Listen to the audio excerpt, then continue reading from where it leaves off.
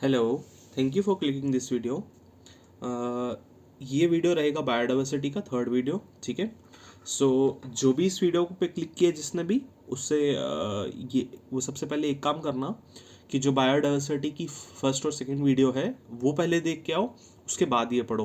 Because जो भी मैं पढ़ा रहा हूँ इससे पहले वाला जो भी टॉपिक रहेगा वो कहीं ना कहीं ये आगे वाले टॉपिक से इंटरकनेक्टेड होगा या वहाँ का कुछ चीज़ें यहाँ पे ज़रूरत पड़ेंगी।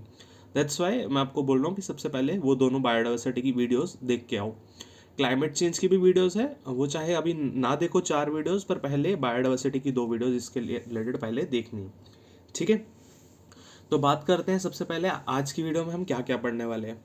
हम पढ़ने वाले हैं सेंट्रल जू अथॉरिटी 1992, क्योंकि कल की वीडियो में मैंने क्या पढ़ाया था, वाइल्ड लाइफ प्रोटेक्शन एक्ट पढ़ाया था। ठीक है। उसी से पावर्स लेके सेंट्रल जू अथॉरिटी बनी हुई है। Wild life crime control bureau बना है 2007 में। और हम पढ़ेंगे नेशनल फॉरेस्ट पॉलिसी 1988 की। ठीक है। हम सोशल फॉरेस्ट्री के बारे में पढ़ेंगे। हम लोग फॉरेस्ट राइट्स एक्ट के बारे में पढ़ेंगे। ठीक है। ये शेड्यूल्ड ट्राइब एरियाज के रिलेटेड है। देन हम एनजीटी के बारे में पढ़ेंगे, that is national green tribunal के बारे में। ठीक है। उसके बाद डैम सेफ्टी बिल आया था 2019 में, अब वो एक्ट बन चुका है, पास हो चुका है, उसके बारे में पढ़ेंगे। देन हमारा अंटार्कटिक ट्रीटी है 1983 की, उसके बारे में पढ़ेंगे। Then United Nation forum on forest है 2000, इसके बारे में पढ़ेंगे। इसके अलावा भी जब हम बायोडाइवर्सिटी की बात करते हैं ऑलमोस्ट 10 टॉपिक मेनली बच गए होंगे, तो मेरे ख्याल से 2 या 3 लेक्चर लगेंगे, तो ये सारे टॉपिक्स खत्म हो जाएंगे। ठीक है। मैक्सिमम हम लोग और 3-4 वीडियोस में बायोडाइवर्सिटी खत्म कर देंगे। ठीक है। तो टाइम वेस्ट नहीं करते और आगे बढ़ते हैं, डायरेक्ट फर्स्ट टॉपिक पे बात करते हैं। दैट इज, क्या नाम है फर्स्ट टॉपिक का, यहाँ जो लिखा है सेंट्रल जू अथॉरिटी 1992। ठीक है। अब सेंट्रल जू अथॉरिटी क्या है। अब एक बात बताओ मेरे को, मैंने आपको बताया कि आप अगर ये वीडियो देख रहे हो, आपको इससे पहले वाली बायोडाइवर्सिटी की वीडियो देख के आनी है। वो मैंने इसलिए बोला बिकॉज हमने कल की वीडियो में पढ़ा था NBFW। ठीक है। क्या है ये, national board for wild life. ठीक है। ये क्या है, स्टेचुटरी है किसके under, wild life protection act 1972 के अंदर। ठीक है। तो मतलब कोई भी जो भी एक्शंस लेने होते हैं, जो भी पावर्स होते हैं, वो इसी के हाथ में होते हैं। ठीक है। National board for wild life के अंडर ही होते हैं। चेयरमैन कौन होता है, प्राइम मिनिस्टर होता है, और वाइस चेयरमैन कौन होता है, minister of environment forest and climate change होता है। ठीक है। ये हमने कम पढ़ा था। ठीक है। तो इनकी ना एक्सपर्ट ग्रुप बैठा था, इन्होंने मतलब इसका नाम पहले तो कुछ और हुआ करता था, वाइल्ड लाइफ ग्रुप ऑफ कुछ ऐसा नाम था। ठीक है। पुराना नाम इसका हमें याद रखने की जरूरत नहीं है। तो 1972 के टाइम पे एक्सपर्ट ग्रुप बैठा था जूस के ऊपर, मतलब जू के पे डिस्कशन करने के लिए एक्सपर्ट ग्रुप बैठा, तो उन्होंने रिकमेंड करा कि हमें एक ऐसा सेंट्रल एजेंसी बनानी चाहिए। ठीक है। अब मैंने आपको कल बताया था जब हमने वाइल्ड लाइफ प्रोटेक्शन एक्ट के बारे में पढ़ा था कि 7 अमेंडमेंट्स आई हैं। ठीक है। उसमें से एक अमेंडमेंट इसकी 1992 में भी आई थी, वाइल्ड लाइफ प्रोटेक्शन एक्ट की। तो 1992 के में जब वाइल्ड लाइफ प्रोटेक्शन एक्ट की अमेंडमेंट आई, उसी टाइम पे हमारा CZA फोर्स में आया। दैट इज, क्या नाम है, सेंट्रल जू अथॉरिटी फोर्स में आया। कब, 1992 में। किससे पावर्स ली इसने, वाइल्ड लाइफ प्रोटेक्शन एक्ट 1972 से। ठीक है। ये क्या बन गया, ये एक स्टेचुटरी बॉडी बन गया। ठीक है। ये स्टेचुटरी बॉडी बन गया under wild life protection act 1972। जो भी इस वीडियो में नए हैं, ठीक है, मतलब मेरे चैनल पे नए आए इस वीडियो के द्वारा, तो उनसे मैं एक ही चीज़ बोलूँगा, मेरा पढ़ाने का तरीका कुछ हो रहा है कि मैं हर एक टॉपिक डीपली नहीं जाता। मेरा काम होता है आपको थोड़ा सा बताना कि आपको आगे कैसे पढ़ना है इसके रिलेटेड। ठीक है। मेरा मेन काम वही रहता है कि मैं थोड़ा सा आपको पढ़ा दूंगा, फिर उसके बाद आपको खुद बुक खोल के एक बार खुद रीड करना है। ठीक है। ओके। सो स्टेचुटरी बॉडी है, वाइल्ड लाइफ प्रोटेक्शन एक्ट 1972 के अंडर बनी हुई है। अब इसका कंपोजिशन क्या होता है उतना ज़रूरत है नहीं, बस मैं लिख देता हूँ। चेयरमैन होता है, 10 मेंबर्स रहते हैं और एक मेंबर सेक्रेटरी रहता है। वो सब इतना ज़्यादा लिखने का अंदर डीप जाने की जरूरत नहीं है। ठीक है। कोई भी जू जो है इंडिया में, जिसका किसी भी जू ने जब अपने ऑपरेशन कोई भी कुछ भी काम करना है जू में, उसने इनसे पहले परमिशन ले रहा है।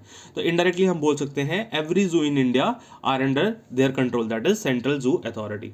ठीक है। और जब हम लोग एक्सपोर्ट इंपोर्ट कभी भी हमने जैसे अभी हमने नामीबिया से हमने चीता मंगवाए थे। ठीक है। अभी वैसे चीता मंगवाए ना, तो इनडायरेक्टली जब हमने वो चीता मंगवाने के लिए वो करा होगा, मतलब सबसे पहले हमने परमिशन लिया होगा, तो वो हमने सबसे पहले सेंट्रल जू अथॉरिटी से ही परमिशन लिया होगा, बिकॉज हमें साइट्स का परमिट चाहिए है, दैट इज कभी ट्रेड करना है हमने किसी भी एंडेंजर्ड स्पीशी का, तो वो सब करने के लिए हमारी तरफ से जो एक बॉडी है that is central zoo authority. So this is enough for central zoo authority, क्योंकि सब मैक्सिमम लोगों को पता होगा कि मैं इतना डीप नहीं जाता, आप बाकी खुद रीड कर सकते हो, आपको बेसिक कंसेप्ट मिल गया है. अब नेक्स्ट टॉपिक पे बढ़ते हैं. ठीक है, क्लियर इतना? ओके, नेक्स्ट टॉपिक की बात करते हैं, WCCB 2007. अब WCCB क्या है? Wild life crime control bureau. अब ये क्या चीज़ है? ये भी एक स्टेचुटरी बॉडी है, ये भी एक स्टेचुटरी बॉडी है. अब मैंने आपको बताया ना, मैं इंटरकनेक्टेड तरीके से सब कुछ पढ़ाऊंगा.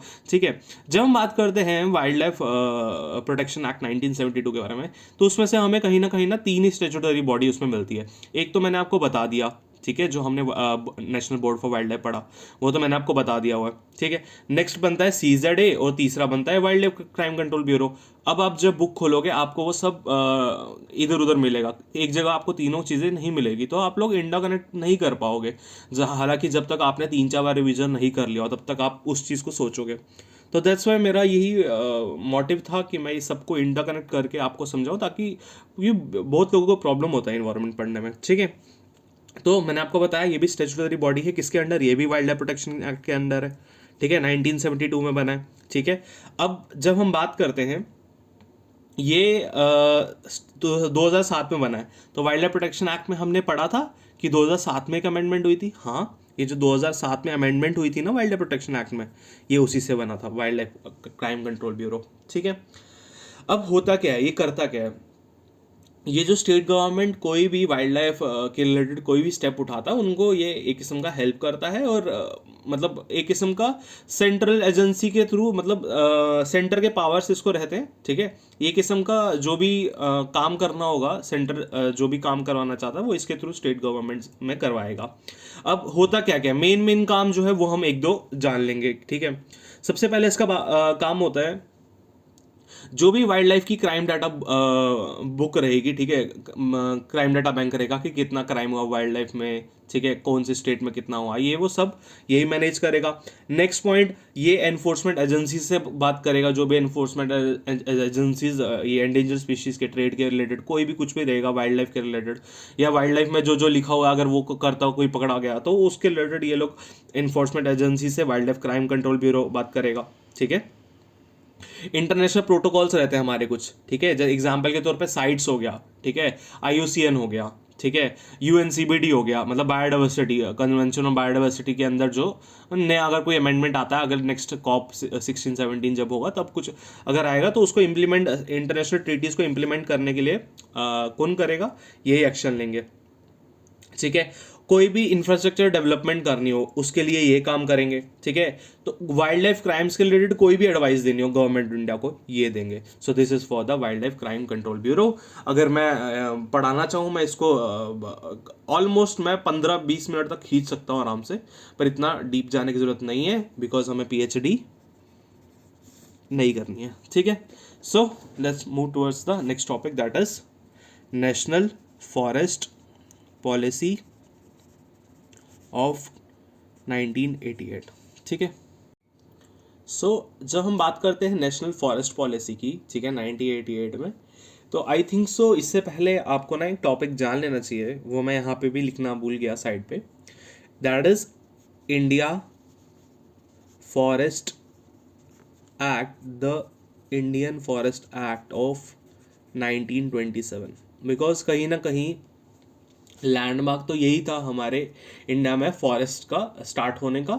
इसको भी नहीं बोलेंगे एक मतलब, अब चलो यही पढ़ते हैं. ठीक है, सबसे पहले हम बात करते हैं इंडिया फॉरेस्ट एक्ट में, ये थोड़ा सा अच्छे से पढ़ाऊंगा मैं. ठीक है, तो इंडियन फॉरेस्ट एक्ट की जब हम बात करते हैं, ये एनैक्ट एक्चुअली में किया गया था 1865 में.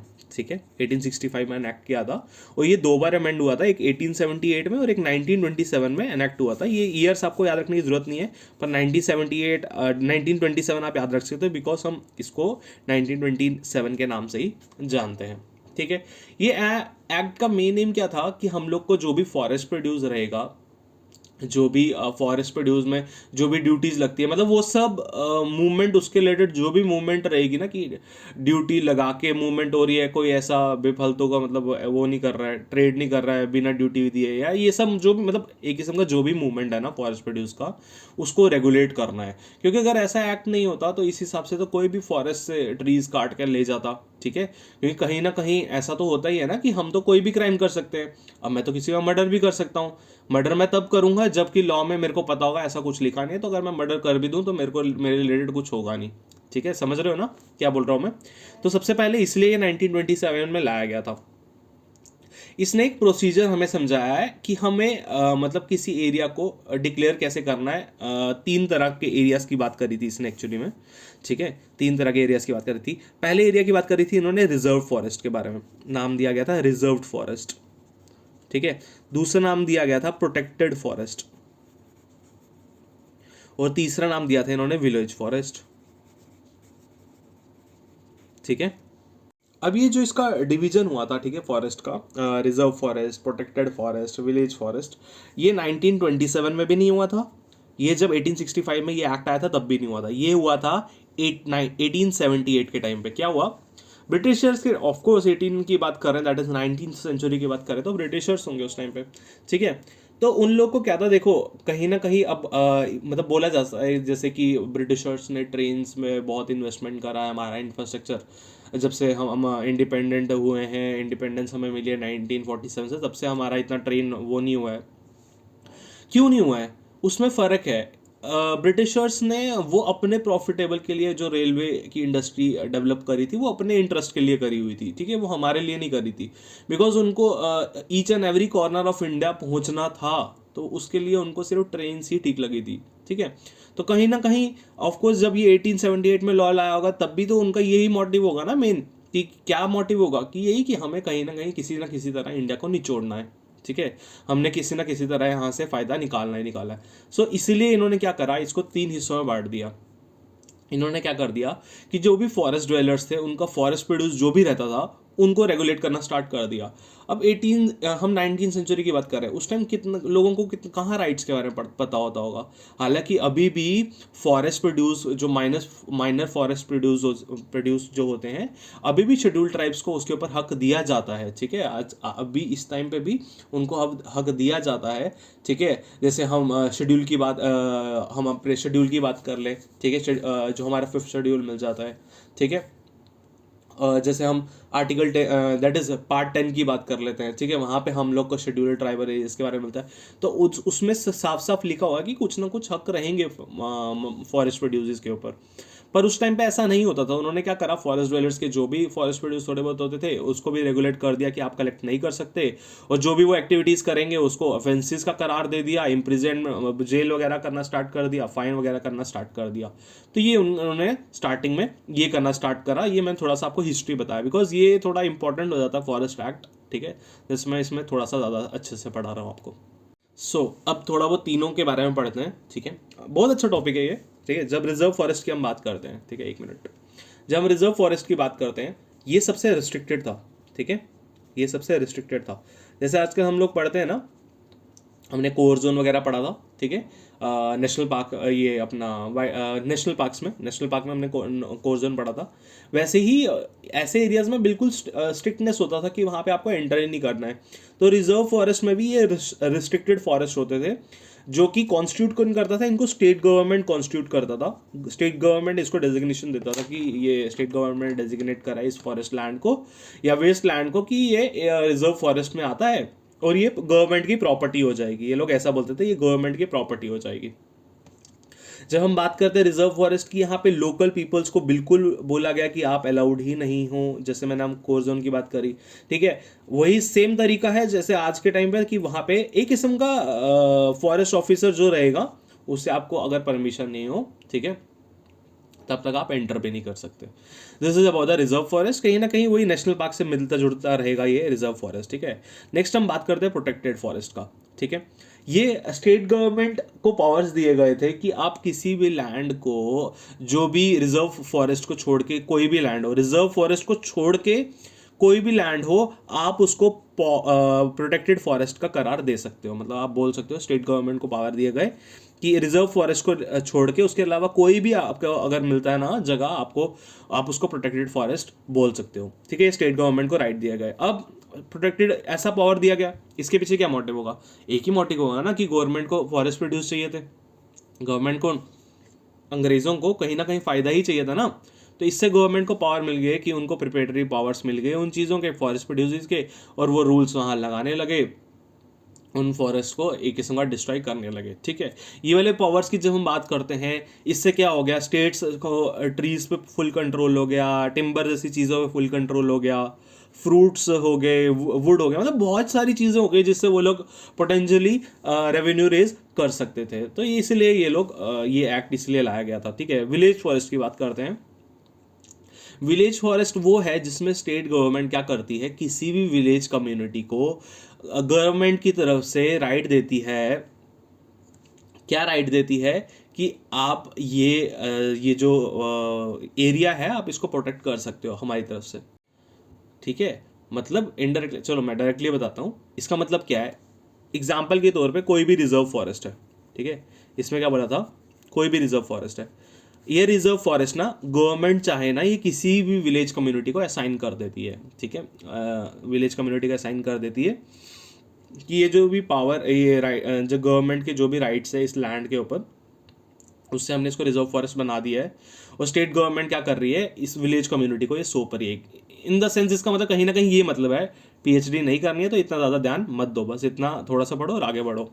जब डिग्री ऑफ प्रोटेक्शन की बात करते हैं, सबसे ज़्यादा प्रोटेक्शन आपको देख के पता चल ही रहा है, रिजर्व फॉरेस्ट में सबसे ज़्यादा प्रोटेक्शन है, उसके बाद प्रोटेक्टेड फॉरेस्ट में, देन उसके बाद विलेज फॉरेस्ट में। ठीक है, अब जैसे हम पढ़ते हैं, हमने पढ़ा चीफ वाइल्ड लाइफ वार्डन। आजकल क्या चलता है फॉरेस्ट्स में, क्या चलता है, चीफ वाइल्ड लाइफ वार्डन। तो उस टाइम क्या होता था, उस टाइम होता था फॉरेस्ट सेटलमेंट ऑफिसर। मतलब फॉरेस्ट, ये जो फॉरेस्ट एक्ट है, इंडियन फॉरेस्ट एक्ट 1927, उसमें लिखा हुआ है फॉरेस्ट सेटलमेंट ऑफिसर। ठीक है, ये कोई कौन अपॉइंट करेगा, स्टेट गवर्नमेंट इनको अपॉइंट करेगा। वो क्या करेगा, सिंपल सी बात है, लोगों को देखेगा कि कोई डिस्ट्रॉय नहीं कर रहा है, कोई अनवांटेडली यूज़ नहीं कर रहा है फॉरेस्ट का, बस वही सब काम होगा उसका। और जब हम इसी के कॉन्टिन्यूशन में बात करते हैं, this is about the that is Indian forest act 1927। इसी के बाद, ठीक है, हमारा एक इंडियन फॉरेस्ट पॉलिसी आता है 1952, नॉट दैट मच इम्पॉर्टेंट। उसके बाद फॉरेस्ट कंजर्वेशन एक्ट आता है हमारा 1980 में, again not that much important. उसके बाद नेशनल फॉरेस्ट पॉलिसी आती है जो अभी हम पढ़ेंगे, दैट इज़ 1988। ठीक है, उसके बाद 1988 में नेशनल फॉरेस्ट पॉलिसी आता है। इसके अलावा नेक्स्ट कौन सा आता है, जो मैंने आपको बताया थोड़ी सी हमने ऊपर भी बात करी थी, फॉरेस्ट राइट्स एक्ट के बारे में, फॉरेस्ट राइट्स एक्ट। और ये किसके रिलेटेड था, ये शेड्यूल्ड ट्राइब्स और अदर जो फॉरेस्ट ड्वेलर्स रहते हैं उनके रिलेटेड था, 2006 में आया था। ठीक है, तो अगर हम बात कर लें, यहाँ मैं आपको बताता हूँ, दिख रहा है आप लोगों को, तो अगर हम यहाँ पे बात कर लें, यहाँ पे हमने सेंट्रल जू अथॉरिटी पढ़ लिया, wild life crime control bureau पढ़ लिया। ठीक है, हम नेशनल फॉरेस्ट पॉलिसी अभी यहाँ से कवर करेंगे। ठीक है, हम लोग फॉरेस्ट राइट्स एक्ट 2006 यहाँ से कवर करेंगे।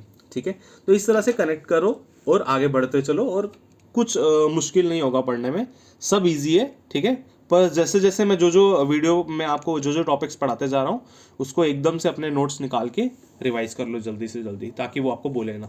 ठीक है, सो जब नेशनल फॉरेस्ट पॉलिसी की बात करते हैं, ये भी कुछ इतना बड़ा टॉपिक नहीं है जो आपको एकदम से याद रखना है, ऐसा कुछ नहीं है। इसमें थोड़ा बहुत ही क्या है, इसमें वही बात करी गई थी कि कंट्री का जो भी हमारा नेचुरल हेरिटेज है उसको हमने कंजर्व करना है। ठीक है, हमने अपने नेशनल फॉरेस्ट को कंजर्व करना है, हमें सॉइल इरोजन को चेक करना है, हमें जो डेनुडेशन हो रहा है, ठीक है, कैचमेंट एरियाज में, उसको चेक करना है, हमें जो सैंड ड्यून्स है, इसमें बोला गया था जो हमारे सैंड ड्यून्स है राजस्थान में, उसके ऊपर हमें नज़र रखनी है, हमें फॉरेस्ट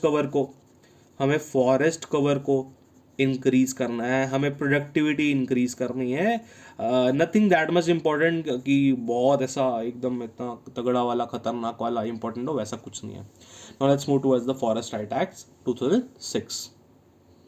सो अगर हम जब बात करते हैं फॉरेस्ट राइट्स एक्ट के बारे में, सबसे पहले आपको ये चीज़ पता होना चाहिए, ये scheduled tribes and other traditional forest dwellers के रिलेटेड है। ठीक है, इसी को बोला जाता है सिंपल। इस एक्ट का नाम क्या, देखो इसका एक्ट का नाम क्या है, इसका फॉरेस्ट राइट्स एक्ट इसका नाम नहीं है, इसका नाम है scheduled tribes and other traditional forest dwellers recognition of forest right act 2006, ये इसका नाम है, ठीक है।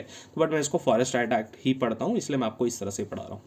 सो इस एक्ट में बोला क्या गया, कहीं ना कहीं मतलब तो वही होगा ना, शेड्यूल्ड ट्राइब्स के रिलेटेड ही कुछ होगा, ठीक है। क्या होगा वो पढ़ते हैं। अब इसमें क्या बोला गया कि हमें क्या करना है, हमें फॉरेस्ट की इकोलॉजिकल बैलेंस बनाने के लिए फॉरेस्ट में, ठीक है, हम लोग को क्या करना है, हम लोग को ना एक सस्टेनेबल यूज़ करना है और बायोडाइवर्सिटी का कंजर्वेशन करना है। इस एक्ट में सबसे पहले ये बोला गया। फिर उसके बाद इसमें ना कुछ राइट्स दिए गए।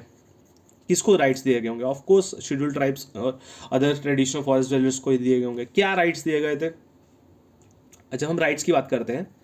सबसे पहले राइट्स दिए गए टाइटल राइट्स, कुछ दिए गए इनको, कुछ इनको यूज राइट्स दिए गए, कुछ इनको रिलीफ के रिलेटेड राइट्स दिए गए, रिलीफ एंड डेवलपमेंट राइट्स दिए गए, और कुछ इनको दिख रहा है आप लोगों को, एक मिनट, हाँ, कुछ इनको फॉरेस्ट मैनेजमेंट राइट्स दिए गए। इसमें बात किया गया कुछ क्लेम्स के बारे में, वो भी पढ़ेंगे हम लोग, ठीक है। सो ये रहेगा हमारा, ठीक है। इसको अच्छे से पढ़ना, थोड़ा सा मैं जल्दी जल्दी ही पढ़ाऊंगा, मैं इतना कुछ लिखवाऊंगा नहीं इसमें। तो बात करें टाइटल राइट्स की। टाइटल राइट्स में क्या किया गया कि कोई भी न्यू लैंड पे कोई भी अपना हक नहीं जमा सकता, और जो भी मतलब जिनकी पिछली प्रजातियां नहीं बोलेंगे, दैट इज एंसेस्टर्स, जो भी पिछले लोग एंसेस्टर्स रहते आ रहे हैं, उन्हीं के सहारे हम लोग मैक्सिमम 4 हेक्टेयर्स ऑफ लैंड कोई भी मतलब वो कर सकता है, बोल सकता है कि ये मेरी लैंड है, उसको मतलब पेपर्स वगैरह सब उसके मिल जाएंगे, ठीक है। और ये किस्म का, ये क्या बोला गया कि ये जो 4 हेक्टेयर से रहेगा वो एक किस्म का कम्युनिटी पे डिपेंड रहेगा, कम्युनिटी राइट्स रहेंगे इस एरिया में। कम्युनिटी जो भी रह रही होगी, वहाँ का जो भी फॉरेस्ट प्रोड्यूस रहेगा वो इनके अंडर आएगा, जो भी फॉरेस्ट प्रोड्यूस रहेगा वो इनके अंदर आएगा, ठीक है। This is about the title rights. जब हम बात करते हैं यूज राइट्स पे, तो इनको बोला गया कि हाँ ठीक है, आप ग्रेजिंग के लिए इन एरियाज को यूज कर सकते हो, ठीक है, पेस्टोरलिस्ट रूट्स के लिए इस एरिया को यूज कर सकते हो। जब हम बात करते हैं रिलीफ और डेवलपमेंट राइट्स की, तो क्या होता था, ऑफ कोर्स सिंपल सी बात है, इन लोग को अपने राइट्स के बारे में इतना कुछ पता नहीं है, फंडामेंटल राइट्स के बारे में इतना कुछ पता नहीं है, ठीक है। तो कहीं ना कहीं इनका इलीगल इवैक्यूएशन तो होता होगा ना, कोई ना कोई आता होगा, बताता होगा कि हाँ ऐसा गवर्नमेंट ने बोला, चलो निकलो यहाँ से, ऐसा करके इनको तो बोलता होगा, इनको अपने राइट्स के बारे में पता नहीं है। तो वो सब के लिए भी इसमें भी मतलब एक किस्म का क्या था इसमें कि जो रिच क्लास है वो कहीं ना कहीं डिस्ट्रॉय ना कर दे, ठीक है, शेड्यूल्ड ट्राइब, बिकॉज ये पिछड़े इलाके में लोग रहते हैं, ठीक है, उनका इतना कम्युनिकेशन भी नहीं रहता है बाहर की दुनिया से। सो अगर उनका फोर्स डिस्प्लेसमेंट होता है तो उनको रिलीफ देना है, हमें उन लोग को वापस कहीं ना कहीं बसाना है, तो ये इसमें राइट्स दिए गए। फिर उसका फॉरेस्ट मैनेजमेंट के राइट्स दिए गए कि आप लोग खुद मैनेज कर सकते हो, आप लोग खुद कंजर्व कर सकते हो, आप लोग खुद कंजर्व कर सकते हो, आप लोग खुद रिजनरेट कर सकते हो, आपको राइट टू प्रोटेक्ट है यहाँ पे, ठीक है। आपको अगर आपको ये मतलब वो करना है, कंजर्व करना है, आप ट्रेडिशनली इसको प्रोटेक्ट कर सकते हो अपने कम्युनिटी रिजर्व को, ये सब इसमें पावर्स दिए गए थे, ठीक है, इतना क्लियर है। अब बात करते हैं कुछ क्लेम्स के बारे में। सबसे पहली बात, कौन क्लेम करेगा, शेड्यूल्ड ट्राइब्स करेंगे। कहाँ से करेंगे, किसके थ्रू करेंगे, ये ग्राम सभा की इनिशिएटिव था, ग्राम सभा का इनिशिएटिव था। तो ग्राम सभा क्या होती है, I am not going through that, okay, for that you need to open your that is Lakshmikant book and go through the chapter of panchayat and municipalities, ठीक है, PRI, ओके। सो ग्राम सभा के इनिशिएटिव था, मतलब उसी के थ्रू किया जाएगा, ठीक है। इसमें क्या बोला गया कि आपको ना 3 जनरेशन तक आप क्लेम कर सकते हो, 75 ईयर्स तक आप क्लेम कर सकते हो, मतलब आपकी अगर यहाँ पे जनरेशन रह रही थी उस हिसाब से आप क्लेम कर सकते हो। और इसमें क्या बोला गया कि इंडिविजुअल जो भी मतलब कम्युनिटी फॉरेस्ट रिसोर्सेज जो रहेंगे ना, वो आप पे फॉरेस्ट राइट्स जो है वो इंडिविजुअली आपके रहेंगे उस पर, ठीक है। क्या बोला गया, जो भी कम्युनिटी फॉरेस्ट रिजर्व जो है उस पर आपके इंडिविजुअल फॉरेस्ट राइट रहेंगे, ये बोला गया इसमें। अब CFR IFR क्या है, पीछे जाके देख लो, या फिर बेटर है, बेस्ट है कि एक बार बुक खोलो, वहाँ से ये फॉरेस्ट राइट एक्ट 2006 खोलो या गूगल करके खोलो और एक बार वहाँ से रीड आउट कर लो और एकदम से प्रॉपर समझ आ जाएगा, ओके, क्लियर है इतना। So this is about the forest right act और 2006, या फिर scheduled tribes and other traditional forest dwellers act 2006. ठीक है, so we are done with national forest policy, we are done with forest rights act 2006. Now next move towards the social forestry. ठीक है, social forestry पे बात करते हैं. बात करते हैं हम लोग कौन से टॉपिक पे, सोशल फॉरेस्ट्री पे. ठीक है, ओके. जब हम सोशल फॉरेस्ट्री की बात करते हैं, ये जो सबसे पहले कंसेप्ट आया था, ये 1976 में कंसेप्ट आया था, क्योंकि एग्रीकल्चर पे हमने एक नेशनल कमीशन बिठाई थी गवर्नमेंट ऑफ इंडिया ने, और उन्होंने ही ये सोशल फॉरेस्ट्री का वहाँ पे वर्ड यूज़ किया था. ठीक है, किसके लिए किया गया था कि ह्यूमन एक्टिविटीज़ की वजह से कोई भी अगर फॉरेस्ट डिग्रेड हो गया, हमें वहाँ कहीं ना कहीं उसको फॉरेस्टेशन वहाँ पे करनी है, हमें ट्रीज वापस से लगाना है. ठीक है, इसमें जो बात करी गई वो 5F की बात करी गई, that is food, fuel wood, food, fibre and fertiliser. इसमें बात करी गई, हमें इन 5 F की बात करी गई कि कहीं ना कहीं इस पर अगर कोई भी काम करना है, आ जाके ये सिर्फ कॉमन मैन ही करेगा. ये बोला गया इसमें कि हमें क्या बोला गया कि अगर ट्रेडिशनल फॉरेस्ट एरिया पे हम लोग ये सब बर्डन डालते हैं इन चीज़ों का, ठीक है, तो हम लोग को इसको कंजर्व भी करना चाहिए. इनडायरेक्टली इसी के बारे में इसमें बोला गया. इस स्कीम के थ्रू गवर्नमेंट ने क्या करा कि कुछ लोकल कम्युनिटीज़ जो थी उनको ना राइट्स दिए गए. इसके मतलब यही सोशल फॉरेस्ट्री के अंदर गवर्नमेंट ने कुछ लोकल कम्युनिटीज़ को राइट्स दिए फॉरेस्ट रिसोर्सेज को लेके, और बोला गया, उनको एनकरेज करा कि आप लोग नेचुरल रिसोर्सेज की मैनेजमेंट में रूरल पार्टिसिपेशन दिखाओ. मतलब आप रूरल एरिया में रह रहे हो, आप लोग भी इसमें पार्टिसिपेशन दिखाओ और इसको हमारे साथ मिलके कंजर्व करो. ठीक है, अब मेन जो है वो है 4 चीज़ें, 1 2 3 4. ये 4 क्या है, फॉरेस्ट्री के टाइप्स. ये इतना जो हमने पढ़ा ये इतना इंपॉर्टेंट नहीं था, ये इंपॉर्टेंट है. Farm forestry, community forestry, extension forestry and recreational forestry. एक समझ आ जाएगा ना कहीं दूसरा तीसरा खुद ही समझ आ जाएगा आपको. ठीक है, क्या है form forestry? Form forestry simple याद रखना है, डोमेस्टिक नीड. बस बोला कि आप इसी तरह से इसको कंजर्व करो, एटलीस्ट आप किसी और को नहीं, कम से कम अपनी डोमेस्टिक नीड्स पूरी कर सको. और बोला गया कि इंडिविजुअल फार्मर ही इसमें खुद ना खुद कहीं पे ये करेगा, और इसको नाम दिया गया फार्म फॉरेस्ट्री. और वो क्या होता था, वो एक किस्म का नॉन कमर्शियल यूज़ के लिए होता था. कमर्शियली ये नहीं कि आपने फॉरेस्ट्री करी अपने डोमेस्टिक नीड्स के लिए फॉरेस्ट एरिया में और आप जाके उसको बेच रहे हो, कमर्शियल यूज़ के लिए नहीं, अपने लिए ही करो. ठीक है, तो कहीं ना कहीं वो भी हम एग्रीकल्चर क्रॉप्स ही हमारे लिए हेल्प करेगी. ठीक है, सो this is about the form forestry. Next है community forestry.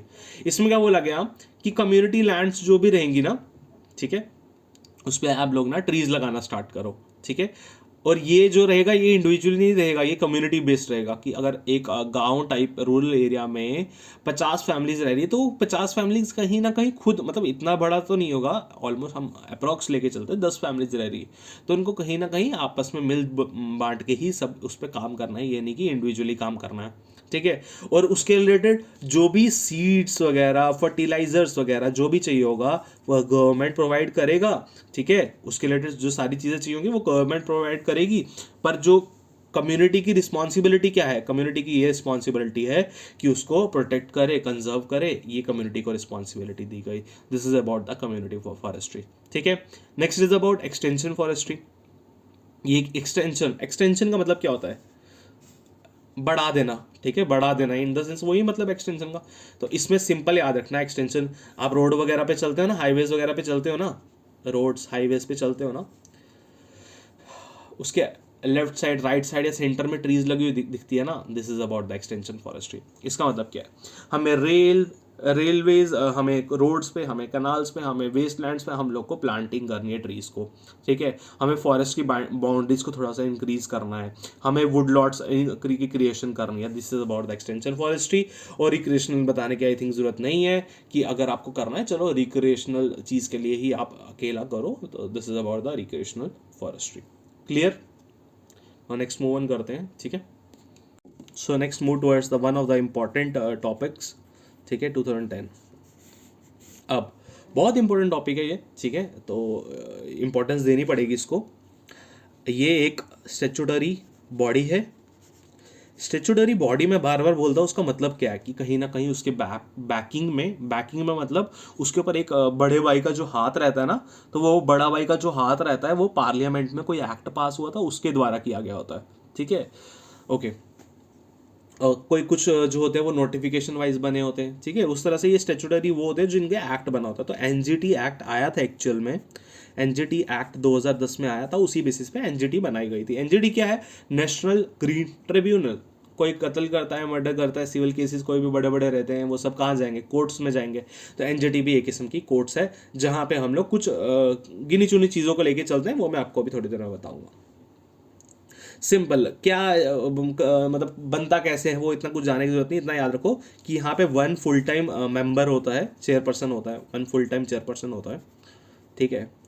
One full time chairperson होता है। 10 से लेके 20 के बीच में मेंबर्स होते हैं, ये किस्म के जुडिशियल मेंबर्स होते हैं, जुडिशियल, ठीक है, जजेस वगैरह, ठीक है। सेंट्रल लेवल पे जुडिशियल मेंबर्स होते हैं 10 से 20 के बीच में, ठीक है। अभी जुडिशियल मेंबर्स कौन कितने होते हैं, हमने तो ये पढ़ा था कि सारे जुडिशियल नहीं होते हैं, कुछ लोग उसमें अपॉइंटेड भी होते हैं। हाँ, ऐसा ही होता है, क्योंकि कहीं ना कहीं जब हम बात करते हैं सबसे टॉप पे सुप्रीम कोर्ट, देन उसके बाद हाई कोर्ट, हाई कोर्ट के नीचे ही एनजीटी आता है। तो इसका मतलब यही है कि यहाँ पे अगर जजेस, रिटायर्ड जजेस वगैरह कोई भी यहाँ पे जुडिशियल मेंबर्स हैं, तो कहीं ना कहीं वहाँ पे कुछ लोग नॉमिनेटेड भी होंगे, तो इसलिए एनजीटी को हाई कोर्ट के नीचे रखा गया है। अब ये चीज़ मैंने इसलिए बताई बिकॉज मैंने इसके रिलेटेड आज ही पढ़ा था, ठीक है। इसके रिलेटेड मैंने आज ही पढ़ा था, इसलिए मैंने आपको ये बताया कि हाई कोर्ट से नीचे ही एनजीटी आती है, ठीक है। तो जुडिशियल मेंबर्स सेंट्रल लेवल पे होते हैं, ठीक है। जब हम बात करेंगे इसकी थ्री कोर्ट्स अलग अलग, ठीक है। और उन 3 कोर्ट्स का जो प्रिंसिपल बेंच है वो दिल्ली में रखा गया है, ठीक है। और इसके जोनल बेंचेस भी हैं, वो इतना डीप जाने की जरूरत नहीं है। अब इसका एम क्या है, इसका एम के बारे में बात करेंगे, और ये डील किसके साथ करता है, ये 2 चीज़ों के बारे में बात करेंगे, बिकॉज सबसे ज़्यादा इंपॉर्टेंट नहीं है और उसके अलावा में वो कुछ इंपॉर्टेंट लग नहीं रहा है। अगर आपको लगेगा तो आप वो रीड कर सकते हो। तो हम बात करते हैं एम्स के बारे में। जब हम इसकी एम के बारे में बात करते हैं, पहली एम इसकी ये जाती है कि इसको केसेस का डिस्पोजल करना है। कौन से केसेस? जो नेचुरल रिसोर्सेज के होंगे वही हम यहाँ पढ़ेंगे डील। पहला एम तो इसका वो होता है, ठीक है। जो भी लीगल राइट्स रहेंगे उनको एनफोर्स करना है। कहीं ना कहीं कोई भी आगे जाके थोड़े टाइम में, जैसे 1927 में फॉरेस्ट राइट एक्ट आता था, वाइल्ड लाइफ प्रोटेक्शन एक्ट 1972 में, कहीं ना कहीं आगे जाके कोई भी फॉरेस्ट के रिलेटेड, वाइल्ड लाइफ के रिलेटेड कोई भी एक्ट आता है, उसको एनफोर्समेंट करना इसका काम है, ठीक है। नेक्स्ट मतलब वहाँ पे एक किस्म का एग्जीक्यूटिव वाला काम करेगा, क्योंकि एनफोर्स करना ना। और तीसरी एम की अगर हम बात करें, कोई भी अगर किसी को डैमेज करता है, ठीक है, तो रिलीफ और कंपनसेशन जो भी दिलाएगा वो एनजीटी दिलाएगा। तो this is about the aims. Now we will talk about the ये डील किसके साथ करता है। 1 2 3 4 5 6, ठीक है। अब डील किसके साथ करता है, सबसे पहले हम बोलेंगे डील किसके साथ नहीं करता है। वाइल्ड लाइफ प्रोटेक्शन एक्ट 1972 नहीं करता है। वाइल्ड, अब आप बोलोगे कि एनजीटी है, नेशनल ग्रीन ट्रिब्यूनल है, इतनी बड़ी बॉडी है, तो वाइल्ड लाइफ प्रोटेक्शन एक्ट, क्योंकि वाइल्ड लाइफ प्रोटेक्शन एक्ट में खुद ही कुछ पावर्स उसको दिए गए हैं, ठीक है। अब आप बोलोगे हाँ, मैं तो यहाँ लिखवा रहा हूँ फॉरेस्ट एक्ट, ठीक है, मैं यहाँ लिखवा रहा हूँ फॉरेस्ट एक्ट। अब आप बोलोगे कि फॉरेस्ट एक्ट के साथ डील कर रहा है, वो भी एक्ट है, स्टेचुटरी है, पर ये वाइल्ड लाइफ प्रोटेक्शन एक्ट, क्योंकि वाइल्ड लाइफ प्रोटेक्शन एक्ट जब हमने कल पढ़ाया था, मैंने आपको उसमें बताया होगा, कहीं ना कहीं उसको भी कुछ पावर्स अपने अलग से मिलते हैं, ठीक है। नेक्स्ट फॉरेस्ट एक्ट से ये डील करता है, ये वाटर एक्ट से डील करता है, कब आया था 1974 में। ये वाटर सेस एक्ट से डील करता है, वो कब आया था 1977 में। एयर एक्ट से साथ डील करता है, वो कब आया था 1981 में। इन्वायरमेंटल प्रोटेक्शन एक्ट 1986 से डील करता है। बायोडाइवर्सिटी एक्ट 2002 से डील करता है। पब्लिक लायबिलिटीज इंश्योरेंस एक्ट 1991 से डील करता है। वेटलैंड्स के रिलेटेड रूल्स जो है उससे डील नहीं करता है। आप ये चीज़ याद रखो, कहीं ना कहीं आप ये काम करो, ये थोड़ा बहुत इसको याद रख लो। और मेन चीज़ यही याद रखना कि वाइल्ड लाइफ प्रोटेक्शन एक्ट के साथ ये डील नहीं करता है। कौन? एनजीटी, ठीक है। ओके, सो एनजीटी भी ख़त्म हो गया। आई नो थोड़ा 30 मिनट्स के ऊपर हो गया, बिकॉज तो हमारा काम, मेरा काम तो यही है कि इसको जल्दी से जल्दी सीरीज़ को ख़त्म करूं, ताकि क्योंकि मैं वैसे ही लंबी वीडियोस बनाता हूं, ताकि कोई अगर ये सीरीज़ करना भी चाहे तो उसको ये ना लगे कि ये बहुत बड़ी लंबी सीरीज़ है तो हम नहीं देखें, क्योंकि यूपीएससी एस्पिरेंट है तो ज़्यादा प्रेफर यही करेगा खुद पढ़ना, तो ये किस्म का रिवीजन है आपका, ठीक है। तो हम लोग छोटी सी एक ट्रीटी पढ़ते हैं और इस वीडियो को ख़त्म करेंगे। तो दैट इज़ अंटार्कटिक ट्रीटी, कब हुई थी? 1983 में, ठीक है। अब अंटार्कटिक ट्रीटी में बात करी, क्या करी गई है। अंटार्कटिक ट्रीटी है क्या? सबसे पहले, all the land and ice shelves below the 16 degree latitude, 16 degree latitude से नीचे कोई भी लैंड आइस शेल्फ जो भी है वो इसके अंडर आती है, उसके ऊपर अंटार्कटिक ट्रीटी का कंट्रोल आ जाता है। 1983 में आई थी, ठीक है। जो इसका रेटिफिकेशन दिया गया था इस ट्रीटी को बनाने का, वो एक समिट टाइप हुआ था, that is conservation convention on conservation of Antarctic, convention on conservation of Antarctic, पूरा लिख लो इसको, मेरीन लिविंग रिसोर्सेज, 1985 में इसको रेटिफाई किया गया था, ठीक है। कहाँ पे किया गया था? ऑस्ट्रेलिया में इसको रेटिफाई किया गया था और वहाँ इसका सेक्रेटरेट बनाया गया था, ठीक है। इसी के रिलेटेड एक प्रोटोकॉल भी एंड में जाके बना था, protocol on environmental protection to the Antarctic treaty, that is 1998 में। इसको बोला गया था मैड्रिड प्रोटोकॉल। तो आपको पूछ ले मैड्रिड प्रोटोकॉल किसके रिलेटेड है, ठीक है, वो इसके रिलेटेड। जैसे अभी न्यूज़ में क्या रह रहा है, लिस्बॉन डिक्लेरेशन, लिस्बॉन डिक्लेरेशन किसके रिलेटेड है? ज़रा बताना मेरे को, जो जो करंट अफेयर्स पढ़ता है, थोड़ा बहुत हिंट देता हूँ, यूएन का है और ओशन को कुछ रिलेटेड है, थोड़ा बहुत उसके बारे में बताना मेरे को कमेंट सेक्शन में, ठीक है। इतना ही पढ़ना है अंटार्कटिक ट्रीटी, इतना कोई बड़ी चीज़ नहीं है, तोफ नहीं है कि आपको पूरा डीपली इसको पढ़ना है, तो इतना ही रखते हैं। So this is for the video, thank you for joining in.